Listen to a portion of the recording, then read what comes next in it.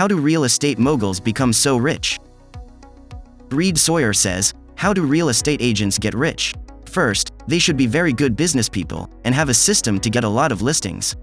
Once you have the listings, then concentrate on getting the buyers.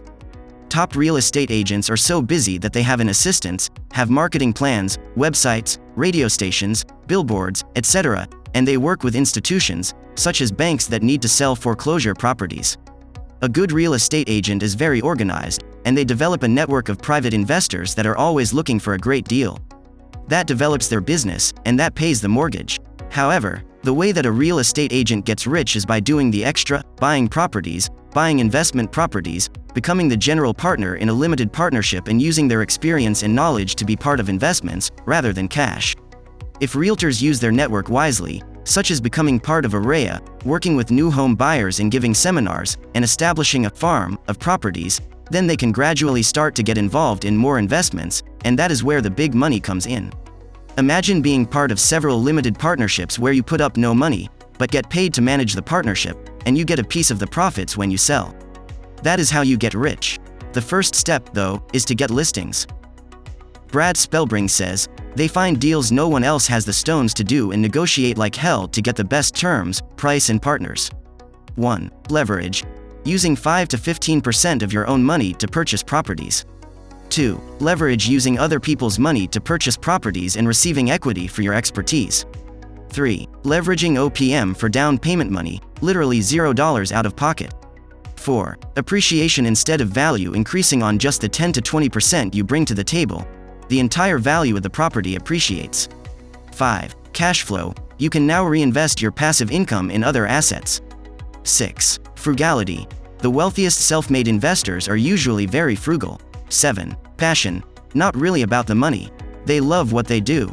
Can't stress this enough. If you are just doing it for the money, invest in a 401k. David Loeb says, leverage. Here's an example. You buy a property for $1 million by bringing $200,000 in cash and borrowing $800,000.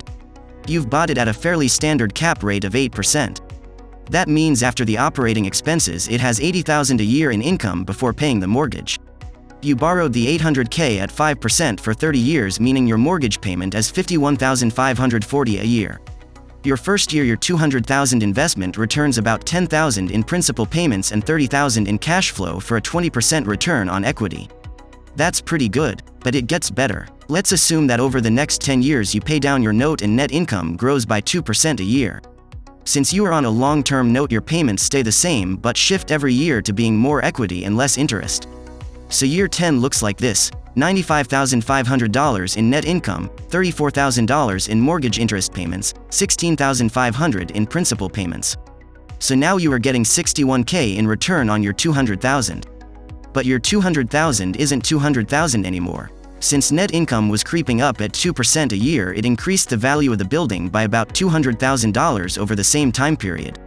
In this case, over that 10-year period you would have made $705K total in cash flow, principal, and value increase.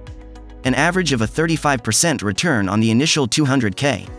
You would then probably refinance the property, take some of the several $100,000 in principal you've built up and buy more properties.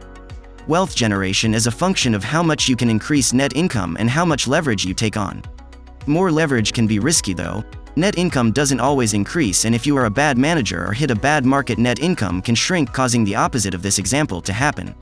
The best moguls balance their leverage with having cash available to suffer a downturn, because surviving a downturn with cash gives you an opportunity to buy more at cheaper prices. Thanks for watching our video on how do real estate moguls become so rich.